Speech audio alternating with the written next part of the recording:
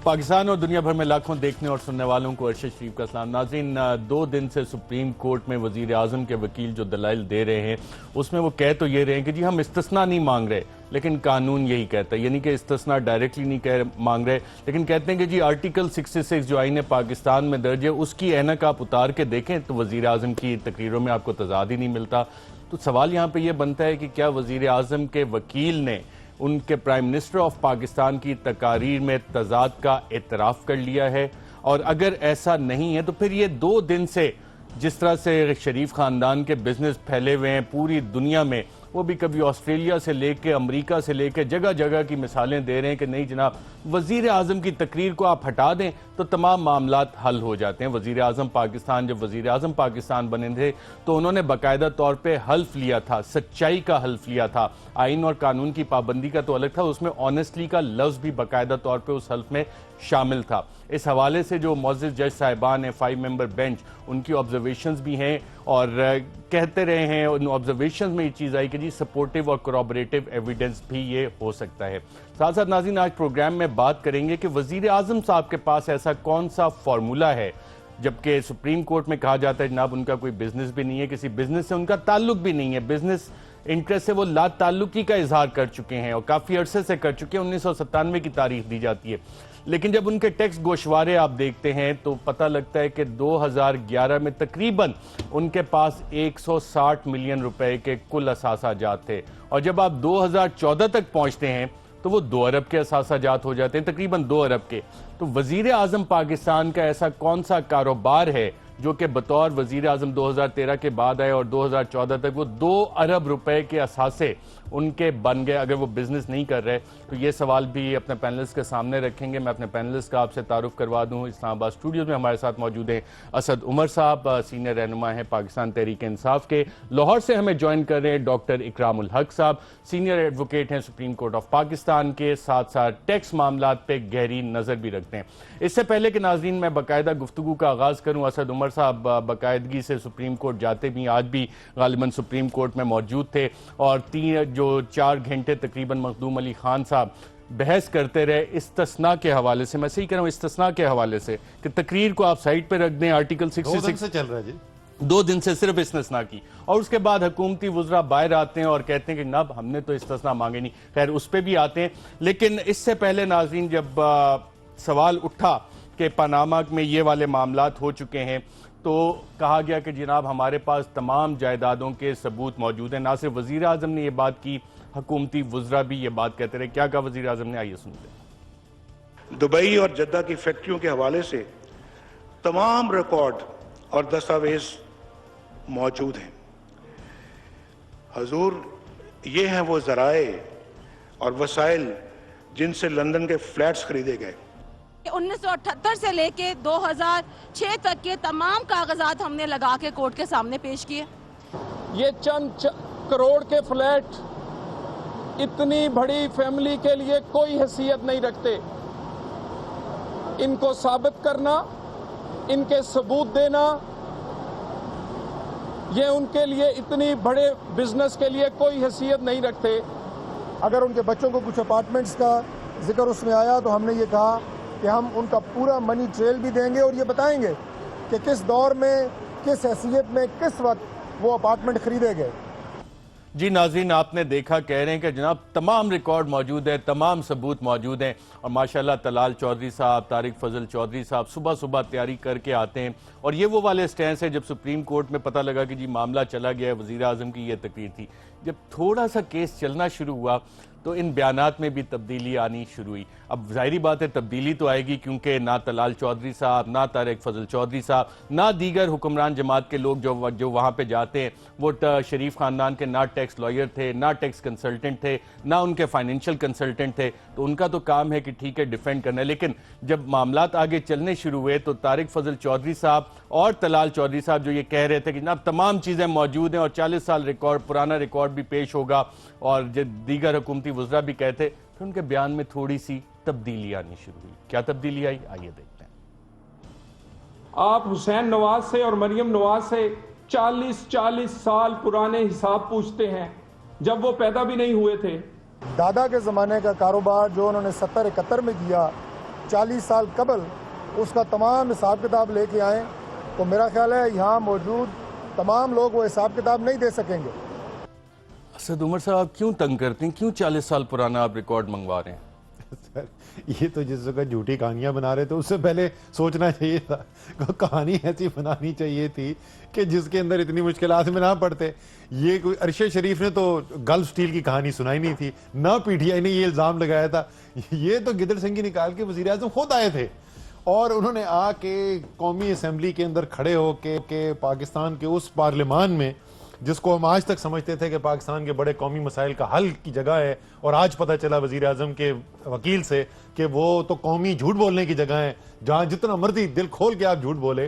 खैर वहाँ पे आके उन्होंने एक तकरीर की, बड़े बड़े, अगर आपको याद हो, वो ऐसे कागजात भिजवाते थे स्पीकर साहब ये लें स्पीकर साहब ये लें वो दस्तावेजात। ये इनके बयान सुन लें आप, आज से ये 2 हफ्ते पहले तक ये सब यही बोल रहे थे, सारे दस्तावेजात। वो अब एकदम से कहते हैं जी दस्तावेज कहाँ से। ऐसे प्रेस कॉन्फ्रेंस में भी तब्दीली तरस आता है। ये पीआईडी भी जो खड़े होके बोलते हैं बेचारों, पीआईडी में आज तो ख्वाजा साद रफीक साहब और ख्वाजा आसिफ साहब भी शामिल हो गए हैं इसमें। लेकिन आपने जो बात की नाज़रीन, नवाज शरीफ साहब ने जद्दा और दुबई की फैक्ट्रियों के हवाले से पार्लियामेंट के फ्लोर पे क्या कहा था कि जनाब तमाम चीजें मौजूद हैं और ये हैं वो जराए जिनसे लंदन के फ्लैट खरीदे गए। आइए देखते हैं। जद्दा की ये फैक्ट्री जून 2005 में अपनी मशीनरी, वसी कता अराजी और दीगर असासों समेत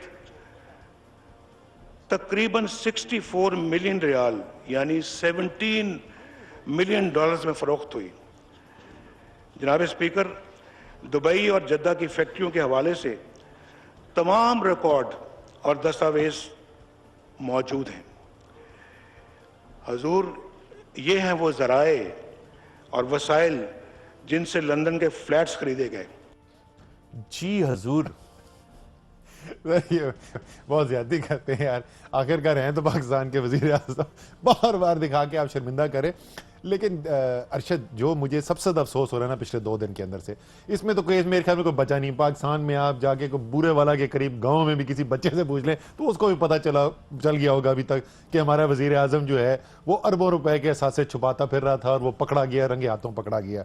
लेकिन जो मुझे इस वक्त अफसोस हो रहा है कि जो दर्स पाकिस्तान के अगली नस्ल को दिया जा रहा है, इस वक्त वजीर आज़म का वकील पिछले 2 दिन से खड़ा होकर कभी वो अमेरिका के, कभी ऑस्ट्रेलिया के, कभी बरतानिया के केस स्टडी, आज तो ह्यूमन राइट्स कन्वेंशन भी उनको यूरोप के याद आ गए, और वो तमाम 2 दिन की तकरीर जो है उसका सिर्फ लुब्बे लुबाब ये है कि जनाब वजीर आज़म जो है उसको पूरा पूरा हक हासिल है कि वो कौम के साथ झूठ बोले। ये लुब्बे लुबाब है उनकी सारी। ये जो जद्दा फैक्ट्री का उन्होंने कहा था दस्तावेजात मौजूद हैं, मखदूम अली खान साहब ने अभी तक पेश किए हैं वो जद्दा वाले डॉक्यूमेंट्स? अभी तक हम ये जो केस है ना, इसकी दस्तावेज का हम इंतजार ही कर रहे हैं। दुबई वाली तो उन्होंने पेश की थी, तो उसमें तो कहानी कुछ अलग है। इसके साथ मसला क्या, क्यों दस्तावेजात इन्होंने पेश करनी बंद कर दी है? क्योंकि इस पूरी कहानी जब से शुरू हुई है ना, तो उन्होंने सिर्फ एक चीज की डॉक्यूमेंटेशन देने की गलती की, एक चीज, और वो थी दुबई स्टील की कहानी। और उसके बाद जो उनके जो गले पड़ा है, वो जब पता चला कि पैसा कख कुछ नहीं बचा था, तो उससे क्या इन्वेस्टमेंट कोई होनी थी और क्या आगे अपार्टमेंट खरीदे जाने थे, उसके बाद से उन्होंने दस्तावेजात देनी बिल्कुल बंद कर दी हैं। तो इस वक्त जो है दिफा वो बिल्कुल वाजे है।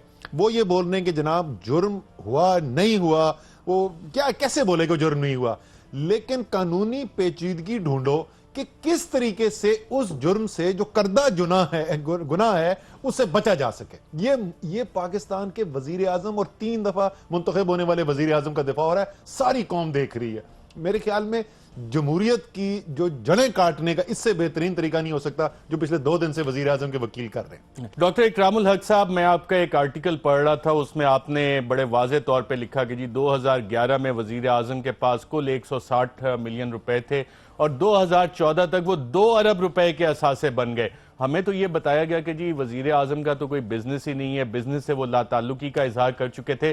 तो फिर ये 2011 से 2014 तक ये 2 अरब रुपए पाकिस्तानी वजीर आजम के असासाजात में कैसे आए?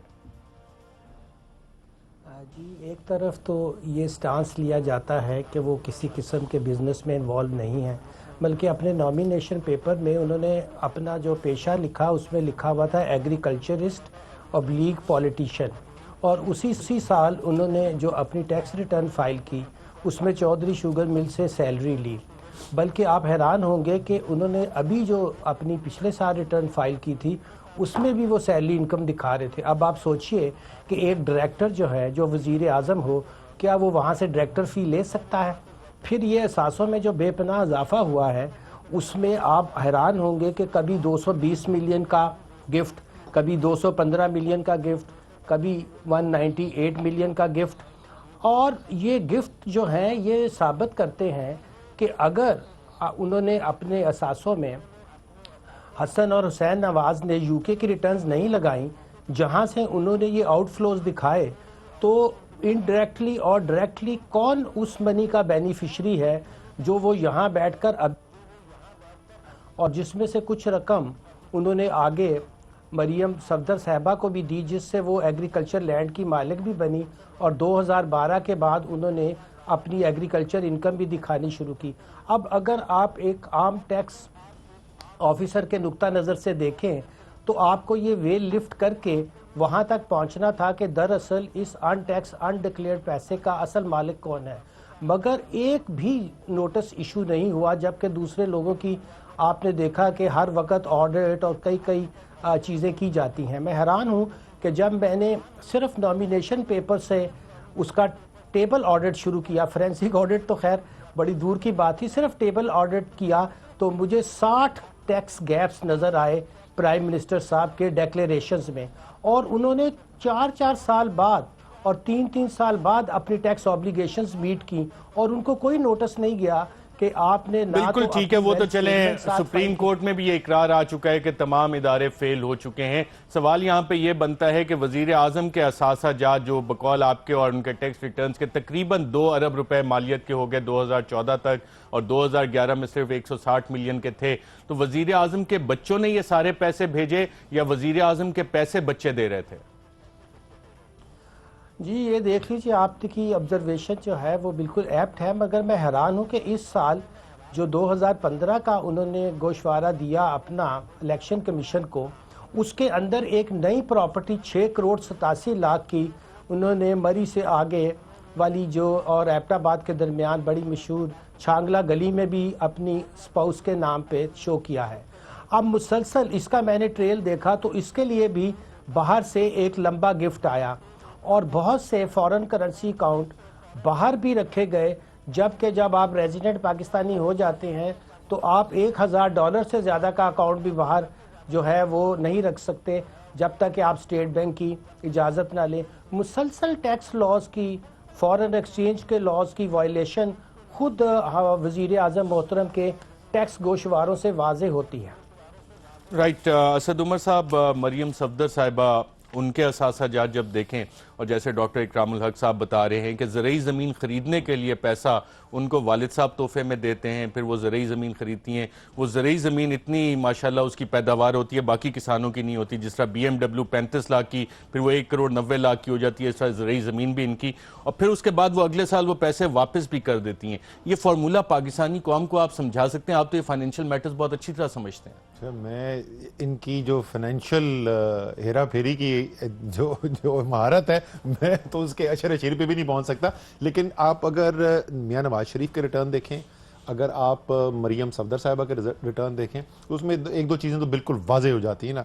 एक तो ये बिल्कुल वाजे है कि मरियम सफदर का जो उनके असासाजात है, जो उनका लाइफस्टाइल है, वो उनकी या उनके शौहर की आमदनी से किसी सूरत में पूरा हो ही नहीं सकता। उसकी एक छोटी सी उनकी सिर्फ जो 1 साल का मैं देख रहा था, जो उनकी ट्रेवल किया है, जो उनके सफर के शमीम एग्री फॉर्म्स में, ये जो नया जवाब शायद हामिद साहब ने जमा करवाया, Shamim agri farms which is popularly known as Raiwind estate, वहां पे रहती हैं। आप जितने भी इनके डॉक्यूमेंट्स देख लें, जब इन्होंने डॉक्यूमेंट पहली दफा साइन करके वहां भिजवाए तो उसमें मॉडल टाउन का वालिद साहब का एड्रेस था, जो 2001 या 2002 के डॉक्यूमेंट साइन हुए हुए हैं। उसके बाद जिस वक्त 2005 या 6 के अंदर आया तो सुरूर पैलेस जद्दा था, जहां वालिद साहब की रिहाइश थी। अब जो है वो जाती उमरा का एड्रेस होता है। हमेशा जब भी वो एड्रेस अपना दिखाती हैं किसी डॉक्यूमेंट के अंदर, वो वही एड्रेस होता है जो वालिद साहब का एड्रेस होता है। तो वो जाए रिहाइश भी वही है, आमदनी का जरिया भी वही है, तो उसमें तो कोई शक ही नहीं है कि वो ज़ेर किफ़ालत हैं वज़ीर आज़म के वजीर। और इसमें भी अब मेरे ख्याल में कोई शक की गुंजाइश तो अब रह नहीं गई ना, उनके दस्तखत वाले डॉक्यूमेंट भी मौजूद हैं। वहाँ पे रहती हैं मैं तो वहां पे जाता नहीं हूं तो मुझे नहीं पता। ये खुद मैं नहीं ये कह रहा, ये तहरीक इंसाफ की अरशद शरीफ नहीं इल्जाम लगा रहे, वो खुद ये कहती हैं कि मेरी जाए रिहाइश वही है जो मेरे वालिद के मकानात है। कैप्टन सफदर के दस्तावेजात के मुताबिक वो एबटाबाद में रहते हैं। सर मैं उनके जो कैप्टन सफदर और के मामलात को नहीं जानता, मैं तो सिर्फ सर ये आपने मैं तो डॉक्यूमेंट सबमिट करवाए हैं, कुछ उन्होंने सबमिट करवाए हैं, ये वो रिकॉर्ड बोल रहे हैं। मैं वही तो बोल रहा हूं ना, मैं तो नहीं जानता वो रहते कहां हैं, मैं ये जानता हूं कि वो रिकॉर्ड पर क्या आप कह नहीं रहे जानते, हैं। ये लें, ये पढ़ लें, ये आज ही जमा हुआ है, इसमें पढ़ें क्या लिखा हुआ है, शमीम एग्री फार्म्स कहां कौन रह रहा है। मैं वही तो कह रहा हूं कि मैं तो उनके दस्तावेज पे जा रहा हूं, मैं अपनी तरफ से कोई इंफॉर्मेशन नहीं लाके दे रहा, उनके अपने दस्तावेजात। तो अब ये दादी की डिपेंडेंट होंगी, क्योंकि इसमें लिखा हुआ है कि दादी जान जो है वो कॉमन एक्सपेंसेस दे रहे थे, ये सारे उसमें कंट्रीब्यूट भी करते हैं। लेकिन जो गिफ्ट्स वहां पे शो हुए हैं मियां साहब के रिटर्न में भी और मरियम साहिबा के रिटर्न में भी, उसमें गिफ्ट तो वालिद साहब से आ रहे हैं। गिफ्ट वालिद साहब से आ रहे हैं। डॉक्टर इकरामुल हक साहब, आपने इस पे काफी स्टडी की है कि गिफ्ट्स कभी वालिद साहब से साहबजादी को आ रहे हैं, कभी साहबजादी से वालिद साहब को जा रहे हैं, और ये हो कैसे रहा है। और 35 लाख की गाड़ी जो है वो 1 करोड़ 90 लाख की बिक जाती है। ये जो कोई गैप आ रहा था 1 करोड़ 90 लाख का, वो फिल हुआ है, या कोई फार्मूला बता दें, या कार डीलर जो 35 लाख की गाड़ी 1 करोड़ 90 लाख की खरीद सकता है, कुछ हमें भी बताएं ताकि पाकिस्तानी कौम इससे मुस्तफीद हो। इतने पाकिस्तान में लोग बिजनेस करना चाहते हैं, बेरोजगारी इतनी ज्यादा है, इस फार्मूले से मुस्तफीद हो सकें। ये हुसैन नवाज साहब का दावा ये है कि मरियम सफदर साहिबा उनकी ट्रस्टी हैं, मगर वो बराह रास्त उनको गिफ्ट नहीं देते, वो पहले फादर को गिफ्ट भेजते हैं और फिर फादर उसमें से जो है वो अपनी बेटी को देते हैं। अब ये अजीब सा नेक्सस है कि आखिर क्या ज़रूरत पड़ती है कि हर साल वहाँ से मिलियंस के पैसे मंगवाए जाएं, जब यहाँ बहुत आमदनी है, लाइफस्टाइल भी माशाल्लाह बहुत अच्छा है, और शमीम फॉर्म के अंदर जो है जॉइंट लिविंग भी है। तो फिर ये जब हम कहते हैं कि ये एक फैमिली यूनिट है और इंटरडिपेंडेंस है, तो वो कहते हैं नहीं, ये तो कोई ज़ेर कफ़ालत का, जिसे ज़्यादा तौर पे माशी तौर पे ज़ेर दस्त या ज़ेर नगर की टर्म इस्तेमाल करनी चाहिए, क्योंकि ज़ेर कफ़ालत यूजुअली हमारे यहाँ इस्लामिक शरिया की टर्म है, तो लोग उससे थोड़ा कंफ्यूज हो जाते हैं। फिस्कल लॉ के अंदर ये देखा जाता है कि रिप्रेजेंटेशन ऑफ पीपल एक्ट रोपा के सेक्शन 12 में ज़ेर कफालत होने की तारीफ कुछ यूं की गई है कि ऐसा शख्स जिसके असासे और अखराजात कोई और शख्स बर्दाश्त करे। ये इस पे पूरा आता है। यही मैं कह रहा था कि हमारे यहाँ नैब के लॉ में और फिस्कल लॉ में और इनकम टैक्स लॉ में इसकी कॉनोटेशन मुस्लिम शरिया लॉ से ज़रा डिफरेंट है, और आम तौर पे लोग समझते हैं कि शादी के बाद चूँकि हस्बैंड के साथ रहना शुरू कर दिया तो फिर आप जो है वो ज़ेर नगर माशी तौर पर नहीं रहे। देखना ये होता है कि जो असासे हैं, जो अखराजात हैं, वो कौन आपके बर्दाश्त कर रहा है। और इन सारे डिक्लेरेशंस में आप और हम देख चुके हैं कि ये अखराजात जो हैं ये फादर से गिफ्ट के ज़रिए, और अब जो एग्रीकल्चर लैंड 2012 के बाद जिसकी बेपनाह आमदनी है वहाँ से शायद पूरे होंगे। और ये रियलाइजेशन भी बाद में हुई, क्योंकि 2010 में उनकी आमदनी सिर्फ 33,000 रुपये थी, जो कि एक बैंक के इंटरेस्ट से आई थी, एक बैंक अकाउंट के।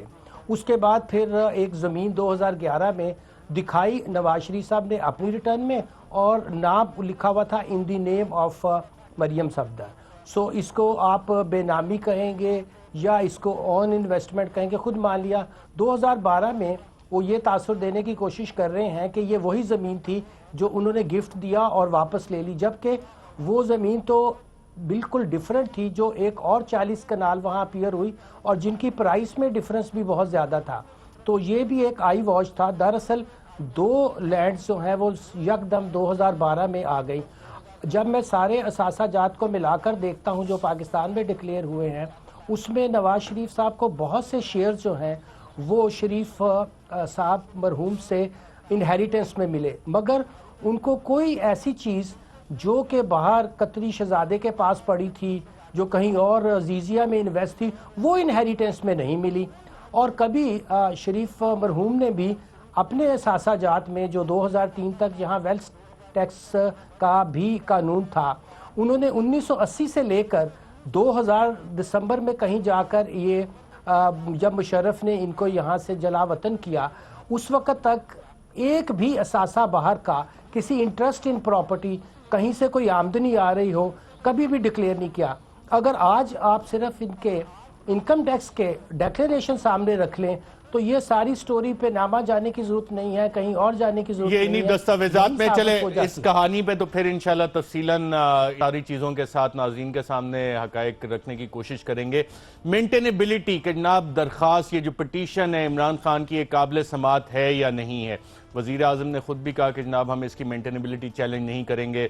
उसके बाद दीगर हुक्मरान जमात के लोग जिसमें वज़रा भी शामिल हैं वो भी ये राग अलापते रहे। क्या कहते रहे, आइए ज़रा सुनते हैं। हमारा दामन साफ है, हमें किसी आईनी या कानूनी इस्तिस्ना की जरूरत नहीं। नवाज शरीफ की प्राइम मिनिस्टर और पाकिस्तान की सुप्रीम कोर्ट को दरख्वास्त और उसके बाद जब इसकी समाअत का आगाज़ हुआ कुछ रिट पिटीशंस पर, तो उन्होंने अपने तमाम लीगल राइट्स, अपने बच्चों और अपनी फैमिली के लीगल राइट्स, ना इसकी एडमिसिबिलिटी पे बात की और ना इसकी एक्सेप्टेबिलिटी और लॉ पॉइंट्स पे बात की। और प्राइम मिनिस्टर ने कहा कि सुप्रीम कोर्ट ऑफ पाकिस्तान सबसे आला अदारा है, मैं अपने आप को पेश करता हूं। हमारा दामन साफ है, हमें किसी आईनी या कानूनी इस्तिस्ना की जरूरत नहीं। इस पे पहले दिन से वजीर आजम के पास, वजीर आजम के बच्चों के पास एक बहुत बड़ा डिफेंस था मेंटेनेबिलिटी का, और उन्होंने ये डिफेंस जो था इसको अवेल ही नहीं किया। हमारा दामन साफ है, हमें किसी आईनी या कानूनी इस्तिस्ना की जरूरत नहीं। उन्होंने अपना कानूनी और आईनी हक, और ना सिर्फ अपना बल्कि अपनी फैमिली का, जो पाकिस्तान का कानून और आइन उनको देता है, और इस केस की मेंटेनेबिलिटी और एडमिसिबिलिटी पे बात ना करते हुए उन्होंने सुप्रीम कोर्ट के अंदर अपने वकला को कहा कि इसकी तहकीकात और इस केस को लड़ा जाए। हमारा दामन साफ है, हमें किसी आईनी या कानूनी इस्तिस्ना की जरूरत नहीं। नवाज शरीफ ने आज अपने बच्चों को भी अपने उन कानूनी हक से महरूम किया और कहा कि वो मेंटेनेबिलिटी पर बात नहीं करेंगे, कानूनी नुकात भी नहीं उठाएंगे, अपने आप को पाकिस्तान की सबसे बड़ी अदालत के सामने सरनगू करेंगे। हमारा दामन साफ है, हमें किसी आईनी या कानूनी इस्तिस्ना की जरूरत नहीं। जब वक्त आया साथ चलने का, प्राइम मिनिस्टर साहब ने अपनी तमाम जो रिलीफ थी वो मुस्तरद कर दी और कोर्ट के आगे सरेंडर कर दिया, अपने बच्चों को भी सरेंडर कर दिया जो कि इस मुल्क में भी नहीं मुकीम, उनको जरूरत नहीं थी। हमारा दामन साफ है, हमें किसी आईनी या कानूनी इस्तिस्ना की जरूरत नहीं। ये बात कहना भी बेहद ज़रूरी है कि वज़ीर आज़म के बच्चे, जो उनके दोनों बेटे हैं, वो नॉन रेजिडेंट पाकिस्तानी हैं। वो चाहते तो वो अपना जो लीगल हक उनके पास मौजूद है, तो वो बेशक पाकिस्तान की किसी अदालत में पेश होने के पाबंद नहीं थे। वो चाहते तो वो इस बात से इनकार कर सकते थे, लेकिन वो हक जो 20 करोड़ अवाम को हासिल है, जो कानून 20 करोड़ अवाम के लिए है, वो वज़ीर आज़म के बच्चों के लिए नहीं है। उन्होंने अपने आप को शफाफियत के लिए पेश किया और अपने तमाम सबूत अदालत के सामने रख दिए। हमारा दामन साफ है, हमें किसी आईनी या कानूनी इस्तिस्ना की जरूरत नहीं। वज़ीर आज़म मोहतरम ने अपनी ज़ात को हर फोरम पे, पार्लियामेंट में, जुडिशरी के सामने, हर जगह पेश करने की ऑफर की। हमारा दामन साफ है, हमें किसी आईनी या कानूनी इस्तिस्ना की जरूरत नहीं। कि प्राइम मिनिस्टर ने कोई इस्तिस्ना नहीं मांगा, कोई इस्तिस्ना नहीं मांगा, लेकिन पार्लियामेंट के हर रुकन को बतौर एमएनए और पार्लियामान को बतौर अदारा एक प्रिविलेज हासिल है। ये नहीं हो सकता कि वो प्रिविलेज बाकी तमाम एमएनएस और सेनेटर्स को हासिल हो मगर नवाज शरीफ को हासिल ना हो। जी नाज़रीन, आपने देखा कि कहानी में बिल्कुल आखिर में जाके एक ट्विस्ट आया और आज के जो स्टार परफॉर्मर थे सुप्रीम कोर्ट के बाहर हुक्मरान जमात की तरफ से आके एक सिलसिला होता है पीटीआई की तरफ से भी और नून लीग की तरफ से भी, तो उसमें ख्वाजा साद रफीक साहब उन्होंने ये अजीम बयान दिया और कहानी में ट्विस्ट, जो कि सब कहते हैं कि जी वज़ीर आज़म से लेके बाकी सब लोग, जो हमने आपको सुनाया भी कि ना इस्तिस्ना नहीं मांग रहे, इस्तिस्ना नहीं मांग रहे, बच्चों को भी पेश कर दिया। ख्वाजा साद रफीक ने क्या कहा, कहानी में ट्विस्ट क्या डाला, दोबारा सुनते हैं। कोई इस्तिस्ना नहीं मांगा, लेकिन पार्लियामेंट के हर रुकन को बतौर एमएनए और पार्लियामान को बतौर अदारा एक प्रिविलेज हासिल है। ये नहीं हो सकता कि वो प्रिविलेज बाकी तमाम एमएनएस और सेनेटर्स को हासिल हो मगर नवाज शरीफ को हासिल ना हो। ये नहीं हो सकता। आप क्यों करना चाह रहे हैं? सर हम तो नहीं करना चाह रहे।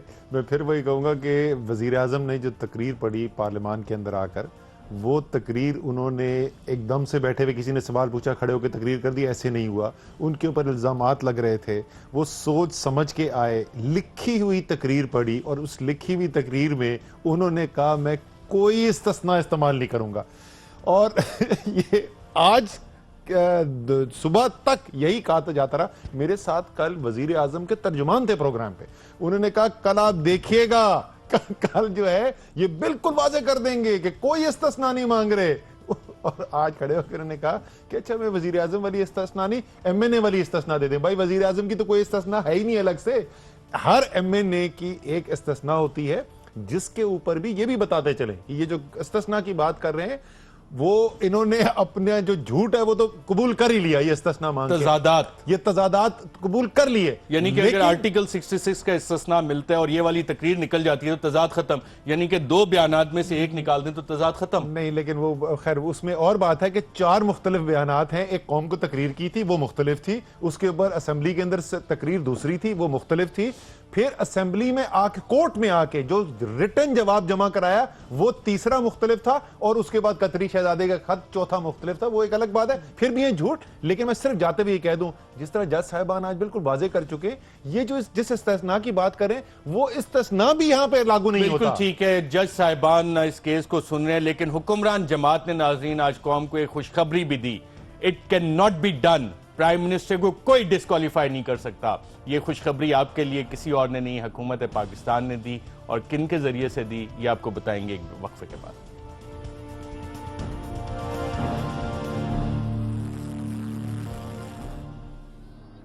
वेलकम बैक नाज़रीन। आज हुकूमती तर्जुमान स्टेट मिनिस्टर फॉर इंफॉर्मेशन ने पाकिस्तानी कौम को एक खुशखबरी दी। उन्होंने खुशखबरी ये दी पाकिस्तानी कौम को, हुकूमत पाकिस्तान की आवाज़ state minister for information official spokes person of the government of Pakistan के वजीर आजम को कोई भी डिस्क्वालीफाई नहीं कर सकता।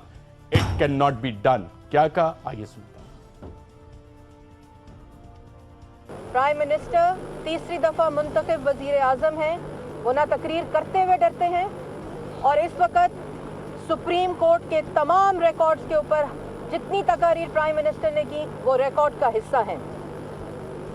और आखिर में ये कहा गया आज कोर्ट के अंदर कि अगर टैक्स चोरी नहीं हुई, अगर मनी लॉन्ड्रिंग साबित नहीं हुई और वो तमाम लॉज जो पाकिस्तान के तमाम सिटीजन्स और पार्लियामेंटेरियंस के ऊपर लागू हैं, और क्योंकि इमरान खान साहब ने किसी किस्म का कॉन्ट्रडिक्टरी सबूत कोर्ट के अंदर पेश नहीं किया हमेशा की तरह, तो इस केस में प्राइम मिनिस्टर को डिस्क्वालीफाई नहीं किया जा सकता। It can not be done. जी नाज़रीन, आपने सुना हुकूमत पाकिस्तान की गरजदार आवाज, it can not be done. ना सिर्फ ये, state minister for information official spokes person of the government of Pakistan, उन्होंने एक और बात की, वजीर आजम तो छोड़ें, कोई किसी एमएनए को भी डिस्क्वालीफाई नहीं कर सकता। क्या कहा, आइए सुनते हैं। हमारे वकील ने भी कहा कि कोई भी शख्स झूठ की बुनियाद पर और झूठे इल्जामात और पॉलिटिकल कॉन्ट्रडिक्टरी पॉलिटिकल स्टेटमेंट्स की बुनियाद पर तीसरी दफा मुंतखब वजीर आजम को क्या एक एमएनए को भी डीसीट नहीं कर सकते। जी असद उमर साहब, हुकूमत पाकिस्तान ने तो ये खुशखबरी सुना दी आवाम को। लेकिन वो मसला ये है कि वो खुशखबरी शुरू होती थी अगर से कि अगर ना दिया, वो कह रही सबूत कोई नहीं दिया। सबूत हमने दिया कोई नहीं।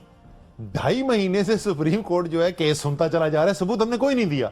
2 दिन से वजीर आजम का वकील खड़ा हुआ दुनिया के हर कोने की कानून की कहानी सुना रहा है कि क्यों वजीर आजम को इस्तिस्ना हासिल है। भाई अगर हमने सबूत कोई नहीं दिया तो परेशानी आपको किस बात की है। सुप्रीम कोर्ट के पास जाहिर है इख्तियार मौजूद है कि अगर आपने कानून तोड़ा है, अल्फाज होते हैं कोई भी शख्स, तो ये पीटीआई को ही कह रहे होंगे ना हुकूमत पाकिस्तान। ये उनके औसान पे जितना इमरान खान सवार हैं तो पीटीआई भी नहीं, उनके तो दिमाग में इमरान खान के अलावा और कुछ आता नहीं है। लेकिन सुप्रीम कोर्ट को तो नहीं कह रहे, क्योंकि सुप्रीम कोर्ट के बाहर बात हो रही है, इस तरह तो वो नहीं कर सकते यकीनन। ये ऐसे कह लेते हैं कि ये इमरान ने तो डिस्क्वालीफाई नहीं उनको करा। बराह रास्त कहने की हिम्मत नहीं होगी। ये ऐसे फौज के ऊपर भी ऐसे इल्जाम लगाते थे, इधर से घुमा के इधर से घुमा के।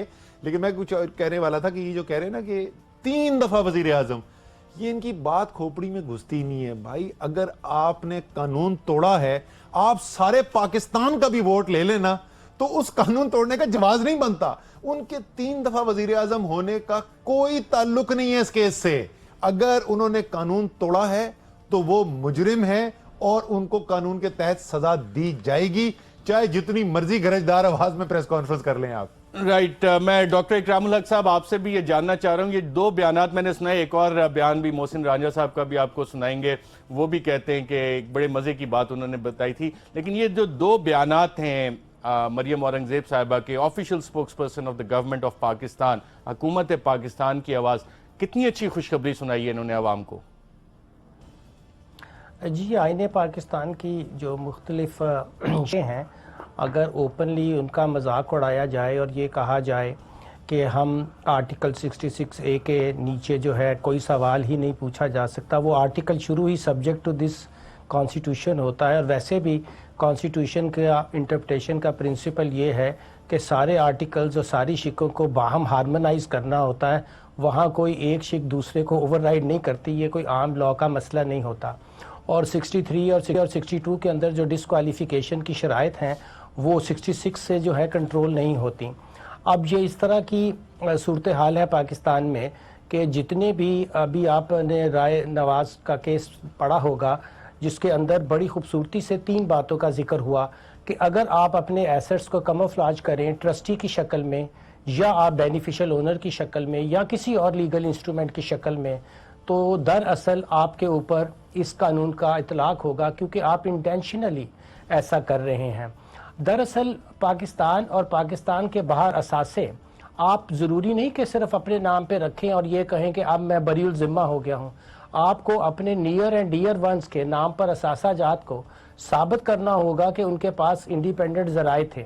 अगर आप वालिद मोहतरम का सहारा लेंगे, जो इसको जाहिर है कि अब वो उनसे कोई जरा नहीं हो सकती, अल्लाह ताला उनके दर्जात जो है बुलंद करे, कि आप ये कहना चाह रहे हैं कि वो अपने वक्त में इनकम टैक्स और वेल्थ टैक्स के गोशवारों में बाहर की टैक्स की इनकम और बाहर की काबिल टैक्स असासे नहीं दिखाते थे। अब देखिए, सिर्फ आप अपने इक़्तिदार को कायम रखने के लिए, उसकी प्रोटेक्शन के लिए अपने बुजुर्गों को भी जो है वो जो स्पेयर नहीं कर रहे। और ये किस कदर, यानी कि आप सोचिए कि अब हमारी सियासत में गिरावट आ गई है कि हम खुलेआम ये कह रहे हैं कि हम झूठ बोलेंगे, हमारा कोई कुछ नहीं बिगाड़ सकता, हम गलत बयानी करेंगे, हमारा कोई कुछ नहीं बिगाड़ सकता, हम टैक्स के गोशवारों में जो है वो हकायक से काम नहीं लेंगे, हम वहाँ भी टैक्स चोरी करेंगे और हमारा कोई कुछ नहीं बिगाड़ बिल्कुल सकता। ना सिर्फ ये बल्कि ना सिर्फ ये डॉक्टर इकरामुल हक साहब आप तो ये बात कह रहे हैं, मोहसिन रांझा तो इससे एक स्टेप आगे गए और यकीनन वो आर्टिकल 248 और आर्टिकल 66 आईने पाकिस्तान का जो है, जिस हवाले से सुप्रीम कोर्ट में भी वजीर आजम के वकील ने कुछ जिक्र किया, शायद ये उनके माइंड में जब स्ट्रेटजी बन रही थी कि किस तरह से इस केस को अप्रोच करना है, उन्होंने क्या कहा कि ना वजीर आजम से पनामा के मुतालिक तो कोई भी सवाल ही नहीं कर सकता। क्या कहा उन्होंने, आइए सुनते हैं। पनामा से मुतालिक वजीर आजम से सवालात नहीं पूछे जा सकते या कारोबार से मुतालिक वजीर आजम से सवालात नहीं पूछे जा सकते। नहीं पूछे जा सकते, आप क्यों पूछ रहे हैं ये सवालात? सर मैं नहीं पूछ रहा, सुप्रीम कोर्ट पाकिस्तान का पूछ रहा है। और जहां तक मुझे पता है मोहसिन रांझा साहब जो हैं वो वकील हैं, बैरिस्टर हैं, बल्कि कानून इनको पता होना चाहिए। ये पहले तो इस किस्म की दबंग किस्म के बयान देते थे, पहले 6 माह 7 माह तक ये बयान देते रहते, उस वक्त तो चलो समझ में आती थी। अब तो सुप्रीम कोर्ट 2.5 महीने से केस चल रहा है, शायद इन तक खबर नहीं पहुंची, शायद छुट्टी उट्टी पे गए होंगे। नहीं, सुप्रीम कोर्ट आते हैं, आज भी शायद मौजूद थे, तो फिर वो किसी और कोर्ट में चले जाते होंगे, क्योंकि अगर इस कोर्ट में आते हैं तो उनको ये खबर पहुंच जानी चाहिए थी कि सवाल जो है सुप्रीम कोर्ट पूछ रहा है और सुप्रीम कोर्ट को पूछने से ना ये रोक सकते थे ना ये रोक सकते हैं। बिल्कुल ठीक है। नाज़रीन, बहुत से लोग ये सवाल कर रहे हैं कि जनाब अब इस केस का होगा क्या। इससे पहले भी एक बहुत बड़ा केस असगर खान केस के हवाले से मशहूर हुआ, सुप्रीम कोर्ट ऑफ पाकिस्तान में उसकी प्रोसीडिंग्स चली और उस केस में इल्जाम यह था कि कुछ सियासतदानों ने ISI से पैसे लिए। सुप्रीम कोर्ट ऑफ पाकिस्तान का उस हवाले से बाकायदा तौर पे फैसला आया और बड़ा डिटेल्ड जजमेंट थी उस हवाले से, लोग भी उसमें आइडेंटिफाई हुए कि किस किस ने पैसे लिए। लेकिन उसके बाद एक उसमें चीज लिख दी गई क्योंकि ये काम अब तहकीकात का इसमें मजीद है तो FIA इसकी तहकीकात करे। उस हवाले से वज़ीर दाखिला चौधरी निसार अली खान साहब, जो हुकूमत के एक दबंग वजीर हैं, जिन्होंने डॉन लीक्स पे भी कहा था जी इंक्वायरी हो रही है, अब से कुछ अर्सा पहले उन्होंने कहा हाँ जी FIA ये तहकीकात कर रही है। और उसमें भी इल्ज़ाम था कि नवाज शरीफ साहब ने ISI से लाखों रुपए लिए हैं। सुप्रीम कोर्ट की जजमेंट थी, तहकीकात रेफर हुई FIA को। चौधरी निसार ने क्या कहा, आइए सुनते हैं। असगर खान केस पे भी उसी तरह तहकीक की जाएगी, सो उस पर भी तहकीकात आगे बढ़ रही है और इंशाअल्लाह ताला वो सारी चीज़ें भी अदालत के सामने होंगी। क्योंकि आपने सवाल किया है तो मैं ये भी बता दूं कि उस सिलसिले में वज़ीर आज़म ने अपना बयान FIA को दे दिया है। बाकी जो लोग हैं उनसे भी बयानात लिए जा रहे हैं। कुछ एक्स फौजी हैं जिनसे बयान लेने में मुश्किलात FIA को आ रही हैं, मगर इससे बड़ी और रूल ऑफ लॉ और ट्रांसपेरेंसी की क्या निशानी हो सकती है कि एक सिटिंग प्राइम मिनिस्टर ने अस खुद ऑफर की है और बाकायदा अपना बयान रिकॉर्ड कराया है, जो अब रिकॉर्ड का हिस्सा है। जी नाज़रीन, अल्फाज तकरीबन वही हैं कि एक सिटिंग प्राइम मिनिस्टर ने अपने आप बयान रिकॉर्ड करवाया है। और ये बात वजीर दाखिला अक्टूबर 2015 में कह रहे थे, अब 2017 शुरू हो गया। सुप्रीम कोर्ट ने उस वक्त भी कहा था कि जनाब ये तहकीकात आप इसकी फाइनलाइज करें और रिपोर्ट पेश करें, और वजीर आज़म ने उस वक्त भी अपने आप को पेश किया था। यहाँ पे एक वक्फा लेते हैं, वक्फे के बाद जब वापस आएंगे तो 4 सवालात के जवाब आए कि नहीं आए, इस पे असद उमर और डॉक्टर इकरामुल हक साहब से मालूम करेंगे। एक वक्फे।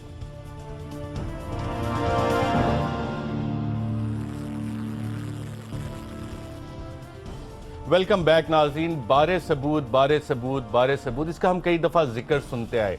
अब हुक्मरान ख़ानदान के एक नए वकील हैं सलमान अकरम राजा साहब। काशिफ अब्बासी के प्रोग्राम ऑफ द रिकॉर्ड में सलमान राजा साहब एक दफ़ा आए और उस वक्त उन्होंने बारे सबूत के हवाले से क्या कहा, आइए ज़रा सुनते हैं। देखिए, बारे सबूत ऐसे मुकदमात में बदलता रहता है, लेकिन यहाँ बड़ी वजाहत से सुप्रीम कोर्ट ने शुरू में यह किया जब हज़रत उमर की मिसाल दी और कहा कि जो सरबराह है मुमलिकत का, उस पे ये वाजिब है कि वो शफाफियत अपने हवाले से जो है उसको जाहिर करे।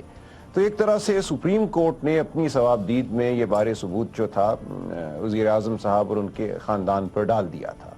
अब उन्होंने एक मौक़िफ़ अपनाया है। अभी जी नाज़रीन, आपने सुना, सलमान राजा साहब कह रहे हैं कि सुप्रीम कोर्ट ने बारे सबूत शरीफ खानदान पे डाल दिया था। ये कितना बारे सबूत वजनी है कि अभी तक पेश ही नहीं हो पा रहा? ये कोई स्टील का बार है कि किस तरह का बारे सबूत है? अभी तक कोई आया है सबूत, बारे सबूत जिसकी बात हो रही है? मुश्किल जो है वज़ीर आज़म के वकीलों के लिए, वो एक नहीं 2 तरीके से मुश्किलात खड़ी कर दी हैं वज़ीर आज़म ने उनके लिए। एक तो वज़ीर आज़म अपनी कहानी बदलते रहें तो वो वकील को ये नहीं समझ में आती कि मैं दिफा कौन सी वाली कहानी का करूं। दूसरा, वो इतना झूठ के ऊपर मबनी है कि एक उन्होंने कागज देने की कोशिश की थी गल्फ स्टील का, वो गले पड़ गया। उसके बाद एक कतरी शहजादा, उसको मैं सबूत वैसे कहना भी शर्मिंदगी है, लेकिन एक वो लीरा जिसको मैं कहता था कतरी शहजादे का, वो आया। तो सबूत भाई अगर होगा, इसमें वकील का कसूर नहीं है। अगर मैं आपको भेज दूं तो आप क्या दिफा वहां पे करेंगे, जहां तमाम सबूत दुनिया में पिछले 20 साल से आपके खिलाफ FIA की रिपोर्ट की शक्ल में, BBC की डॉक्यूमेंट्री की शक्ल, क्वींस कोर्ट की जजमेंट की शक्ल के अंदर हर तरीके से सबूत आपके खिलाफ जमा हुआ हो, इसका वकील क्या जवाब देगा? नहीं नाज़रीन, हम आपको ये भी बताएंगे कि बेरर सर्टिफिकेट्स किस ईमेल से, के नाम पे कहां से ईमेल होके आ रहे हैं, वो भी आपको प्रोग्राम में इंशाल्लाह बताएंगे आगे चल के। डॉक्टर इकरामुल हक साहब, ये बारे सबूत कितना वजनी है अभी सुप्रीम कोर्ट के अंदर, और हुक्मरान खानदान के जो वकला है कितनी अच्छी तरह से इस हैवी किस्म के बारे सबूत को उठाए हुए? वो बारे सबूत दरअसल वज़ीर आज़म मोहतरम अपने ऐलान के बावजूद कि हर चीज़ का मेरे पास और मुकम्मल रिकॉर्ड और सबूत मौजूद है, आगे रवाना नहीं कर रहे। अगर वो उसी दिन रवाना कर देते तो शायद ये केस चलता ही नहीं, मगर वो सबूत कहीं हो तो वो रवाना करें। दरअसल जो मसले का बुनियादी नुक्ता है वो ये है कि ये जो दोनों कंपनीज फ्लैट्स की ओनर थी, उसके भले वो चाहे आप कह दें बेरर सर्टिफिकेट्स थे, उसका भी तो लाइसेंस्ड कस्टोडियन के पास रिकॉर्ड होता है। और दुनिया में कौन सा बैंक है जो बेरर सर्टिफिकेट पे आपको 7 मिलियन पाउंड का लोन देगा? ड्यूशे बैंक जो जिनीवा है वो इतना बेवकूफ़ बैंक है कि वो उसकी मलकियत जाने बगैर आपको 7 मिलियन जो है वो आपके हवाले कर दे। बात बिल्कुल वाजे है। और अब ये जितनी भी टेक्निकलिटीज़ में और ये आप जितने मर्जी आर्टिकल पढ़े आइन के, जहां मर्जी से हवाले लाएं, दरअसल अब आप ये कहना चाहते हैं कि जो बातें हमने पहले की थी, ना हमारे पास दुबई से कतर जाने का, ना हमारे पास दुबई से अजीजिया के लिए सऊदी अरेबिया जाने का, और फिर एंड पे लंदन नहीं BVI में पैसे लेने का या लंदन में पेमेंट करने का कोई मनी ट्रेल मौजूद नहीं है। आज आप मनी ट्रेल ले आइए, कल आपका केस आपके हक में हो जाएगा। बिल्कुल ठीक है, आज आप मनी ले आए, कल आपका केस खत्म हो जाएगा। डॉक्टर इकरामुल हक साहब, असद उमर साहब, आप दोनों का प्रोग्राम में शिरकत का शुक्रिया। नाज़रीन, पैसा बहुत है लेकिन ये नहीं अभी तक पता लग रहा कि ये पैसा आया कहाँ से। आज के प्रोग्राम में इतना, इजाजत दीजिएगा। अल्लाह।